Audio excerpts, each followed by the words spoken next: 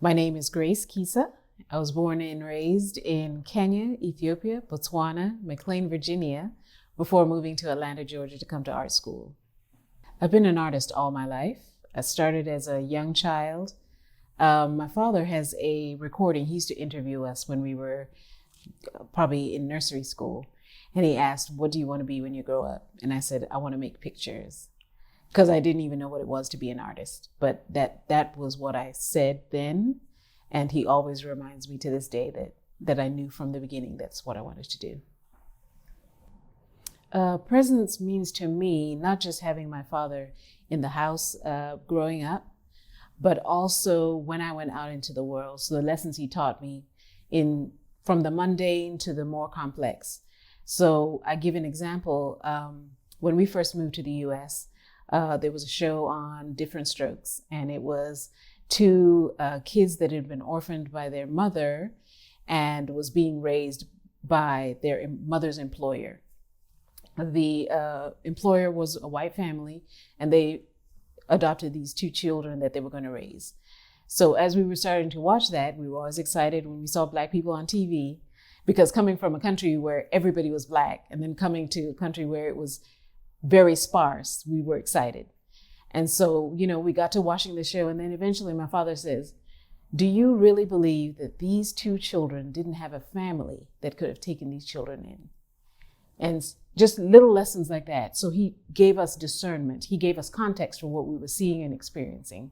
He had done a graduate degree at Harvard University here in the 70s. And then when we moved here at the end of 1978, so he had a grasp of what was some of the undercurrent, the racial bias that was going on in television and everything else that we saw, consumed, read. So he always gave us a context of what it means. What are they trying to do? What are they missing? What are they omitting? What we have done. So those lessons I always carried with me, even with him not being around me. When I went to university, when I went to college, when I, went out into the world, I always used some of those. Sometimes they were said in passing, but they seeded into us how to navigate this world. So presence to me is a constant. In this show, I have a sculpture piece that I'm submitting that is called "When the Roots Are Deep, There's No Fear of the Wind." And it starts with a structure where it's like a house, a home, which has a mother and father, and it's your ancestral home or the home that you came in through. So the people who seed into you, the mother and the father, all those lessons and from generations past that they pass down to you. When you go out in the world, you carry those lessons. So no matter what happens, if you root into what was seeded into you, you will weather the storm. The abstract is, sometimes fatherhood is an abstract construct, and it's not necessarily the father that you had in your house. It might be father figures or people who father you as you go into your coaches, your teachers, your instructors, sometimes people's managers, people who you admire, people who inspire you can father you in an abstract way. And sometimes it is also in not necessarily your lineage, but in actions of people who, there are men in my lives who inspire me to give to other people in a different way. So give of myself. When you see other children who might not have people to encourage them when they're artistically talented, or even recognize them, or even see them. They don't feel like they're seen. The way you can father them, the way I've seen him do.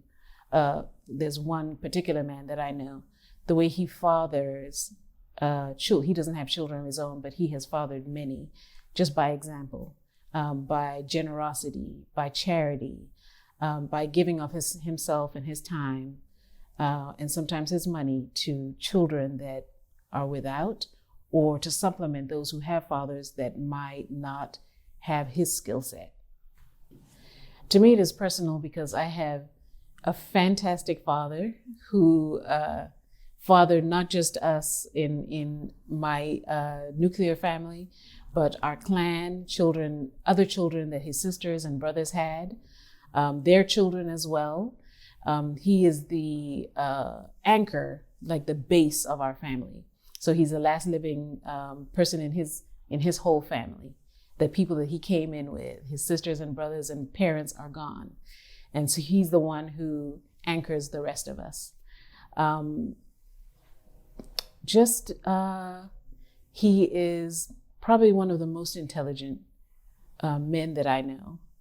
He has a vast experience traveling the world, working as an economist. So he's come across many different cultures, and he brought some of those cultures back to us and exposed us to that. He gave us the gift of travel, the gift of music. He loves music. And the music that he brought with him when he came from all those different places populated our house and our consciousness. So music was always present. My appreciation, my and my sister's appreciation for all kinds of music, I attribute to my father and my mother. My mother loves music as well, but my father is a real audiophile, and that's a big part of what he gave us in the creative realm, because his discipline was completely different from mine, economics, but he also gave us that. He gave us the ability to move from culture to culture and retain ourselves. That was another big thing. And he still does. Sometimes he marvels. This past summer, I went on a quest to go and pick my parents up in Kenya and bring them to the United States for some medical care.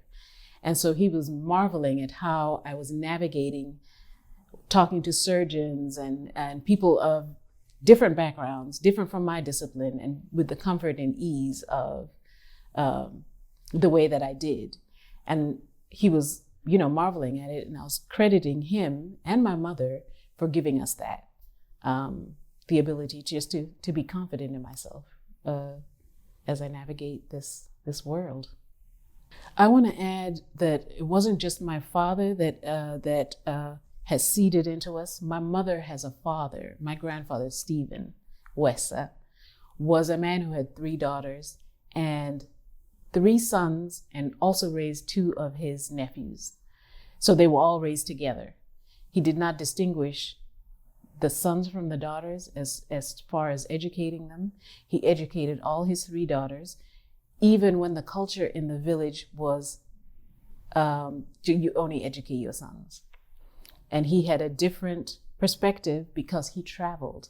He had traveled to Ethiopia. He had fought in the World War II,